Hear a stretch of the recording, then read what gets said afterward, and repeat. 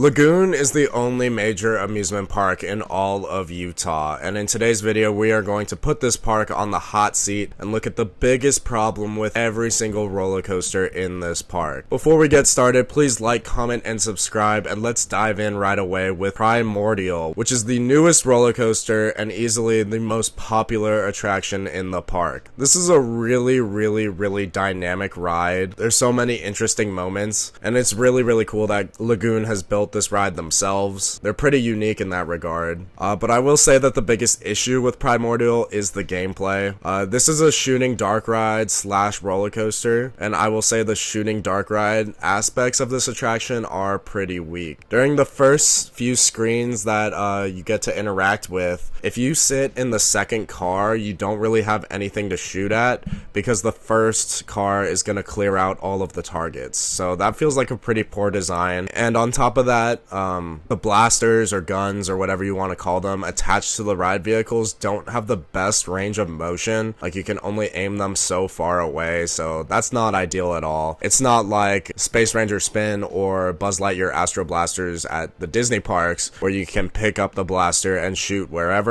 The ones on Primordial are attached to the ride vehicle, so that's not the best. Moving from the newest coaster in the park to the most recent coaster to close, it's time to talk about Jetstar 2. If you've been subscribed to my channel, you might have heard my story with Jetstar 2. I'm personally very happy that they removed it, but when I rode this roller coaster, it was 100 degrees out, and Jetstar 2 did not have a station, so the ride vehicles were getting absolutely roasted in the sun. And because it's an old school Schwarzkopf attraction, they are built with metal plates where you rest your legs, and because it was so ungodly hot outside, when I put my legs on the ride vehicle to experience the attraction, I was getting absolutely roasted, and it was so hot, so uncomfortable. I don't think I've ever been in more discomfort on a roller coaster ever. Like, the ride operators had like a little spray bottle in the loading area to spray the metal, but by the time we were about halfway up the lift hill, the water had melted away, and it genuinely felt like my legs were on a grill. Like, it was so bad. I rode this coaster with my mom, God bless her, and I'll never forget, she had a water bottle on her and she handed it back to me while we were going up the lift hill, and I absolutely splashed my legs because I was getting cooked. It hurt so bad, I cannot express it. So that was absolutely the biggest problem with Jetstar 2, and again, I'm very happy that it is gone. That was the most pain I've ever been in on any roller coaster. I do also recognize that that is a unique situation. I'm imagining that if you're watching this video and you got to ride Jetstar 2, odds are that you didn't have that experience, because the heat wave that we were experiencing in Utah while I visited Lagoon was absolutely ridiculous. It was insane. As far as I know, Utah is usually not that hot, so I'm hoping if you're watching this video,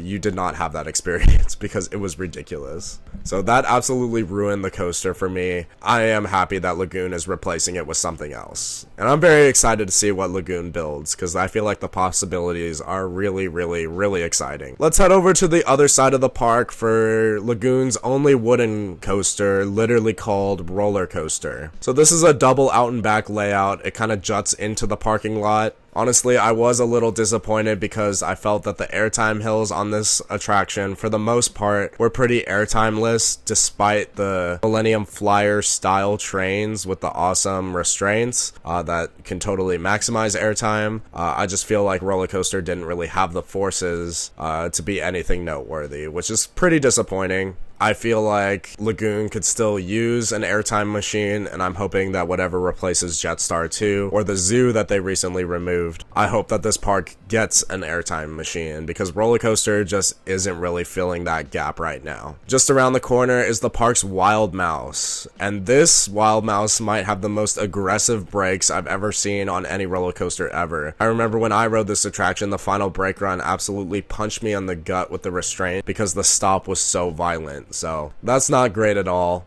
and it's easily the biggest problem with that attraction. I mean, for the most part, it kind of rips around the turns, it's fun, you get some decent laterals. It's a classic family coaster that you can find at a whole bunch of parks, but not all of them have brakes that are as aggressive as the Wild Mouse at Lagoon. Right behind Wild Mouse is Colossus the Fire Dragon. This is a really fun Schwarzkopf double looping coaster. I'm a really big fan of the forces. However, one of the forces is kind of unfortunate. You get some crazy laterals after the second loop as the roller coaster turns to the left. And if you sit by yourself, you will get launched to the side and you can really hurt yourself. So I suggest riding Colossus next to somebody because it can hurt a lot during that moment if you ride alone. As it stands, it's one of my favorite coasters at Lagoon. Heading on over to this park's kiddie coaster, it's time to talk about Puff the Little Fire Dragon. This is a very small scale attraction, and I gotta be honest, the biggest problem with that is that it is very embarrassing to ride. I did get the roller coaster credit, but I had to ride alone, and that was really embarrassing, and I'm never gonna do it again.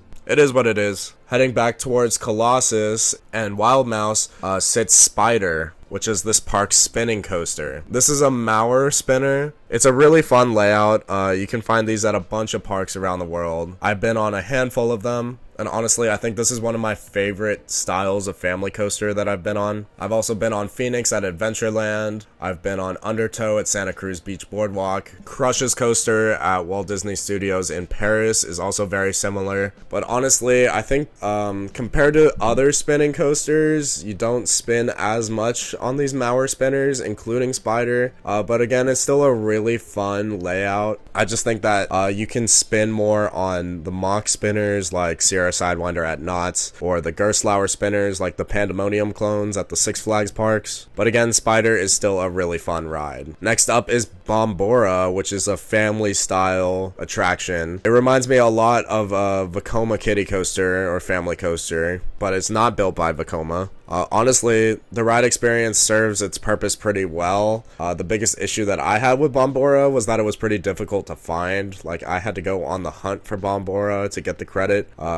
Which isn't the most convenient, but again, I feel like it's a fun family attraction that fills its purpose really well. Next up is my second favorite roller coaster in the park. It is Wicked. This roller coaster has some really awesome standout moments, like the vertical launch, the drop down the top hat. The roll is one of the most demented and crazy inversions I've ever experienced. However, the biggest problem with Wicked really stands out to me as the shin guards. They are pretty uncomfortable. They're very hard, and because this roller coaster isn't the smoothest thing in the world, you can bump your shins and it is pretty uncomfortable. Like, I really wish the shin guards weren't there. I hate shin guards in general. They feel like the most useless restraint ever. Like, you can't put your legs that far out of the way if your whole torso and lap is restrained by a lap bar, especially on Wicked in particular, because these lap bars are absolutely massive. They're like huge plastic plates that just cover your entire lap. To like, why does this roller coaster need shin guards? I don't understand. But I actually have a full review video on this attraction, so you should go check that out if you have not already. Next up, the final family coaster that we're going to talk about in this video is the Bat. This is a Vekoma Hang and Bang. I remember the one at Lagoon being a little shaky. Nowhere near as bad as the one at Carowinds. Kitty Hawk at Carowinds is an abomination with how rough it is. But I think Bat rides more similarly to Woodstock's Air Rail at Kings Island. But it's still not glass smooth, especially when you compare it to modern Vekoma family coasters. And finally, to wrap things up, is the big bad, which is Cannibal. Just like everyone else, this is my favorite attraction in the park by a long shot. It's actually one of my favorite roller coasters I've ever ridden, but I do have a slight nitpick